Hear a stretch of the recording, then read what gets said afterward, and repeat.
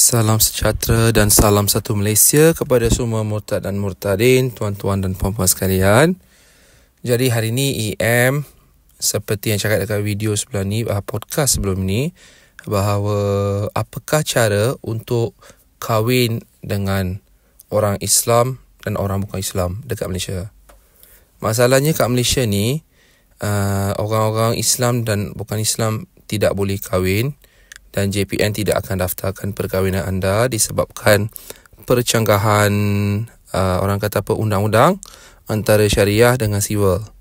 Jadi jika tak kisah di antara vice versa, lelaki atau perempuan, dua-dua orang ni memang tak boleh kahwin dan tidak boleh didaftarkan. Jadi perkahwinan anda adalah tidak sah, dan jika ada anak yang lahir selepas itu, anak itu adalah akan jadi anak tidak sah taraf. Bermaksud anak luar nikah, di mana dia tak boleh berbintikan, ya, itu masalah, ataupun berbinkan kepada nama bapa lah. Kalau bapa dia Islam, dia tak boleh, orang kata tak boleh binkan nama atas bapa, ataupun kalau mak yang Islam, dia tak boleh binkan atau bintikan juga nama bapa. Dia persyarat tu agak panjang, agak complicated. Yang ni kita tak nak sentuh tentang undang-undang. Kita nak bagi tahu dekat sini, EM dah bagi tahu cara nak jadikan benda ni official. Ada yang ramai approach jentik murtad tanya ya macam mana, sebab benda ni memang biasa kan. Biasa orang akan bercinta, lepas tu dia tak kisahlah dia beragama apa, dia bercinta, lepas tu dia nak berkahwin. Kan semua orang pun nak ada family. Tapi dekat Malaysia ni kan JAKIM tak bagi. JAKIM kan dah cakap, fatwa dikeluarkan, kamu kena masuk Islam juga. Masalahnya Encik Murtad ni, ini terpulang kepada individu. Kalau kamu nak masuk Islam, misal kata kamu nak kahwin lah semata-mata dah cinta tu, no, sangat-sangat okey, cinta tu dan this. Masalahnya bila kamu dah kahwin masuk Islam, kalau apa-apa berlaku dekat pasangan kamu, kamu akan balik kepada agama kamu. Ada juga orang masuk Islam disebabkan untuk paperwork sahaja. Bermaksud lepas dia masuk Islam, dia buat je benda yang biasa dibuat. Dia buat macam pergi mana-mana kuil, pergi gereja, pergi tokong. Dia continue je buat benda tu secara senyap. Dia tak beritahu orang. Tapi masalahnya, berapa lama kamu nak buat benda ni? Kenapa kita nak hidup begini? Kenapa dekat Singapura orang boleh free? Kenapa dekat negara lain pun orang boleh free? Dekat Indonesia pun orang free. Dekat Malaysia ni, benda ni dah dipolitikkan ya. Kena faham. Murtad dan murtadin, tuan-tuan dan puan-puan, kena faham, benda ni sudah dipolitikkan, benda ni kita tak boleh ubah. Ada yang sesetengah pihak pun tengah bertunggu ya, macam menunggu bila benda ni akan ubah, kerajaan baru akan. Dia tak akan ubah cik. Kena faham, benda ni tidak akan ubah selagi benda ni memang macam itu. Sebab benda ni mempengaruhi ya kerusi-kerusi panas politik, dan juga ahli-ahli politik. Lepas tu kita punya rakyat Malaysia pun ramai yang nak lah benda ni. Jadi benda ni tak boleh ubah. Jadi kita yang kena ubah. Ada 3 cara. Maaf, ada 4 cara. Secara keseluruhan, take note, kertas paper. Yang pertama, anda tidak boleh ada dekat Malaysia. Ini betul. Ini tak ada benda lain, tak ada cara lain. Tak boleh ada dekat Malaysia. Di bawah umur, dia ada 2 kategori. Umur pertama, bawah umur 30 tahun. Kategori kedua, umur lebih 30 tahun. Maksimum 50 hingga 60. Kalau 50 tu tak payah fikir tentang ini bukan untuk anda ya.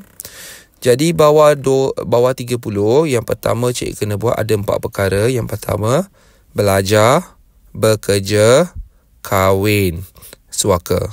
4 perkara ni. Kalau nak belajar tu kena ada duit lah ya. Misal kata kalau tuan-tuan dan puan-puan, cik-cik murtad-murtadin dan nak keluar daripada Islam, dah ada planning nak keluar daripada Islam ataupun nak kahwin dengan siapa-siapa yang suka lah, dah bercinta, planning kena buat sangat awal. Jadi pilihlah negara yang cik nak. Ya, terpulang. Ada banyak negara-negara yang cik boleh pilih. Nak pergi belajar. Ini untuk belajar ya. Bukan untuk suaka. Belajar tu, pilihlah negara yang suka nak salji, yang nak panas, yang ada orang kata apa, ramai diversity vibe punya negara macam Australia, New Zealand, semua dan di Amerika, Canada. Tapi pilih yang mana sesuai. Sebab bukan semua negara cantik tu best. Sebab kalau terlalu sejuk pun tak best juga. Macam Encik Murtad kat sini, kat Sweden ni pun agak merana lah sebab sejuk kan. Sejuk sangat, kadang-kadang tak boleh keluar. Memang snow tu best lah, tapi bukan every time lah. 2% je best. Yang lain semua tu kau kena hadapi tu memang sakit bontot. Sebab memang susah lah kalau snow ni. Jadi orang yang nak belajar tu, dia kena mula mohon daripada sini. Kalau kamu tak kurang pandai ke apa, pakailah duit. Kalau tak ada duit, skip benda ni. Skip belajar. Tak ada duit, memang tak boleh keluar. Okay? Fokus pada yang kedua, bekerja. Jangan pula hang gata-gata nak pergi Australia, nak buat apple plucking, nak pergi New Zealand, farming, nak jaga lembu lah, nak itulah, masuk ban. Jangan. Benda ni semua banyak yang scam. Lepas tu bukan senang. Lagi satu, dia pun bukan senang-senang nak bagi kamu permit nak tinggal kat sana. Memang tak ada. Jadi, mohon betul-betul. Cari. Kalau dekat Canada, dia adalah di website kerajaan dia boleh yang mohon. Tapi kena faham juga, benda ni bukan mudah. Susah. Sebab cari kerja dekat overseas tu kena ada qualification kan. Kena ada sijil, kena ada pendidikan. Bukan semua yang ada kan. Kita pun faham. Jadi, fikir-fikirlah. Kalau yang boleh migrate pakai kerja. Kalau tak boleh, lupakan benda ni juga ya. Tapi yang 25, kamu tak ada cara lain. Bawah 30, harap maaf. Kalau dah 25 tu tak ada cara lain, kamu kena juga cari benda ni. Ya, antara kerja ataupun belajar. Yang 3, berkahwin. Misal kata kalau ini untuk orang kata apa, untuk orang-orang yang cadang lah. Memang tak nak kahwin di Malaysia, kamu nak kahwin dengan orang negara lain, boleh. Kamu kahwin dengan warga negara orang yang tersebut kamu nak pergi. Kamu pergi sana, engkau bawa vacation trip. Ini biasa orang buat. Dia akan bawa vacation trip. Misal kata 3 bulan. Penuh 3 bulan. Tak kisahlah kamu nak kumpul duit macam mana. 3 bulan kamu kumpul duit. Kamu menjelajah. Kau pergi mana-mana. Jelajah. Kau jangan jelajah pergi masuk hotel. Kau masuk hotel, lepas tu kau tidur, kau bangun, kau nak pergi jalan-jalan. Kerja kamu bukan pergi jalan-jalan. Kerja kamu tu untuk travel. Jadi Encik Murtad sarankan kau buat backpacking. Sebab backpacking lah yang mudah untuk kamu jumpa orang-orang yang senang jumpa. Buat backpacking, pergi negara yang kamu nak, fokus pada negara tu nak kamu pergi. First time, pergi sebulan. Lepas tu kamu pergilah jumpa member-member ke apa. Misal kata kamu akan jumpa kawan. Kau pergi melawat dulu. Tengok dulu kawan macam mana. Pergi melancong dulu. Lepas tu balik.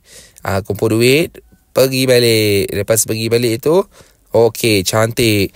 Kau buat apa? Kau jumpa balik orang kawan-kawan kamu kat sana, hotel-hotel kamu meninggal, engkau menetap. Lepas tu pandai-pandailah kamu nak cari kawan kan. Daripada sana kamu akan mula satu permulaan yang baru di luar negara. Yang ni untuk kahwin. Sama aja lelaki dengan perempuan.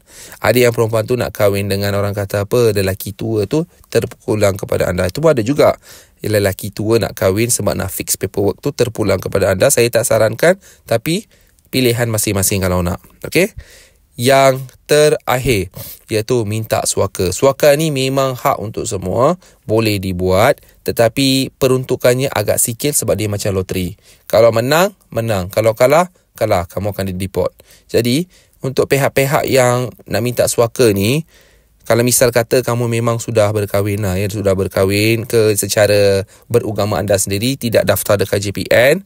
Okey, misal kata kamu nak memang okey lah, kamu nak minta suaka, kamu dah decide, okey. Cara dia begini. Cik Murtad bagi tahu straight ya. Ini siapa pun takkan bagi tahu, okey. Ini cara dia nak buat. Misal kata lelaki tu Islam, perempuan tu bukan Islam, okey. Dia nak kahwin dekat Malaysia memang boleh, buat anak pun boleh, tetapi anak dia tidak diiktiraf, perkahwinan dia tidak diiktiraf. Jadi apakah cara untuk dia proceed untuk adakan hubungan yang sah? Pertama, dekat Malaysia, kamu buatlah apa-apa perkahwinan secara tidak rasmi. Bermaksud kamu buat secara close contact dengan family kau, dengan adat kau, dengan budaya kau, kau kahwinkan dia. Kalau kau nak buat dekat gereja yang boleh buat, tak tahulah gereja setuju ke tak. Kalau ada yang paderi-paderi yang setuju nak buat secara closet.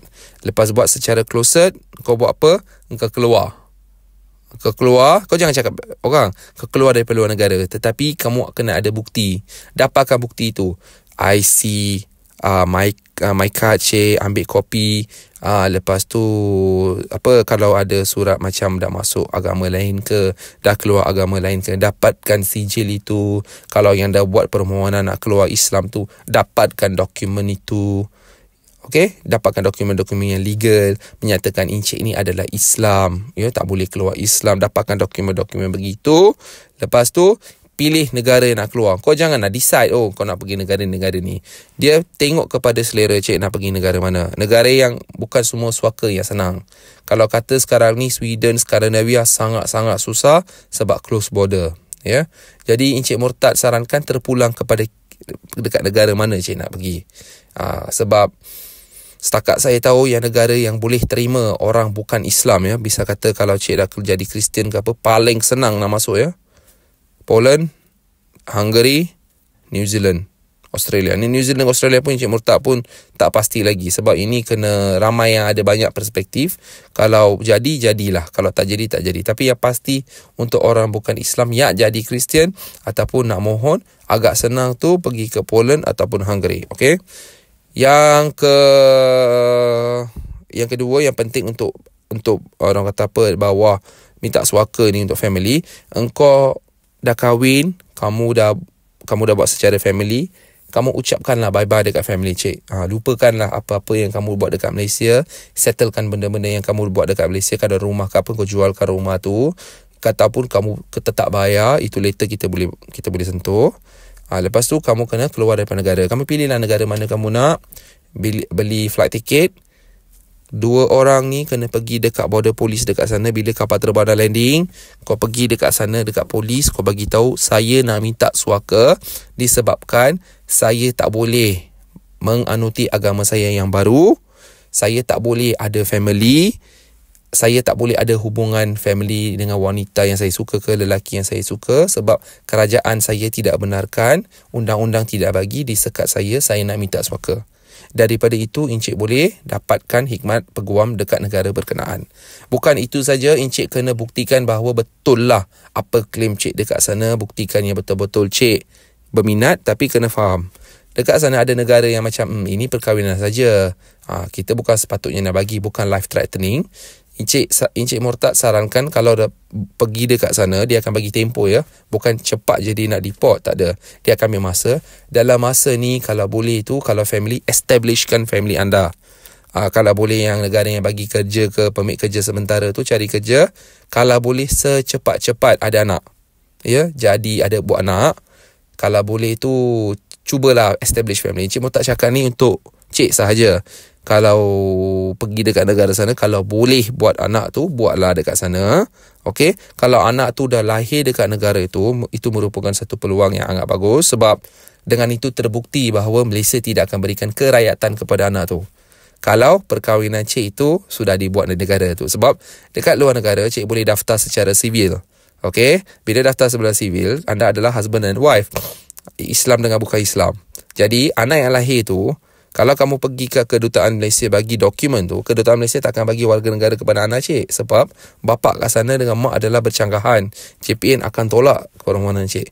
Anak itu tidak akan jadi warga negara Malaysia sebab itu merupakan diskriminasi. Dia tak akan jatuh pada artikel 14 dengan 15, dia tak akan jatuh.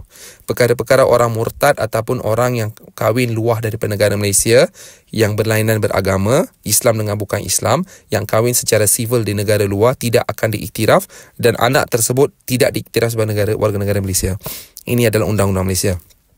Jadi, ini merupakan satu cara untuk dapatkan kerakyatan negara lain secara mudah. Jadi, kena proofkan benda-benda ni. Ya. Jadi, yang ni semua adalah banyak step yang kena pergi. Bermaksud step untuk berkahwin dekat luar negara. Bila dah pergi sana, minta suaka dulu, dapatkan dokumen sementara untuk tinggal di sana. Lepas tu mereka akan bantu dengan perumahan. Yang tak ada rumah tu dia bagilah rumah.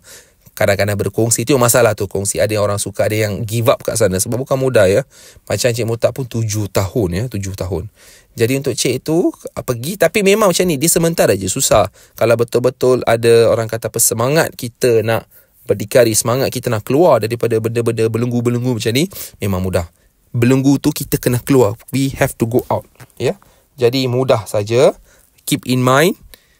Benda ni part 1. Okay. Part 2 nanti Encik akan berikan lebih detail apa kamu kena buat dekat sana. Jadi untuk podcast ni, yang pertama, sediakan mana kamu nak pergi, mindset kamu kena sediakan. Kamu nak ikut cara mana. Ada 4 cara Encik Murtad dah bagi tahu. Kalau pilih cara yang suaka tu, prepare untuk tinggalkan semua benda kat Malaysia, sebab kamu tak boleh balik. Kamu tak boleh balik langsung ke Malaysia sampai kamu jadi kerakyatan negara lain. Dan bukan mudah. Ini macam loteri. Dapat-dapat, tak dapat-dapat. Tapi boleh cuba. Okey? Jadi ini adalah cara-cara sebab ramai yang pilih cara yang mudah tinggal di Malaysia secara underground, ada anak, menyusahkan anak. Daripada buat tu, kalau lebih baik keluar daripada Malaysia buat benda ni. At least kamu dah cuba. Daripada sana Encik Murtad akan bagi tahu dalam part kedua. Okey, secara lebih orang kata apa yang kamu kena buat. Kat sana apa prosedur dekat negara lain, apa dia akan buat tu semua lain. Tapi memang kamu ada hak minta suaka. Lagi-lagi kamu tu Melayu ataupun kamu lahir bukan Melayu tetapi Islam secara automatik nak berkahwin dengan agama lain, ya. Memang kamu ada hak sebab dekat undang-undang antarabangsa, salah satu cara undang-undang negara tidak boleh sekat mana-mana pihak yang hendak berkahwin antara agama tidak yang sama disebabkan percanggahan agama, tidak boleh disekat. Kalau negara itu sekat ataupun dia kata boleh ditahan, boleh dipenjara, boleh dihukum tu, anda ada hak untuk minta suaka di mana-mana negara yang telah ditandatangani di bawah apa orang kata 1950 lebih, ya, perjanjian Treaty of United Nations. Jadi itu sajalah untuk video hari ini. Jadi sekian, terima kasih.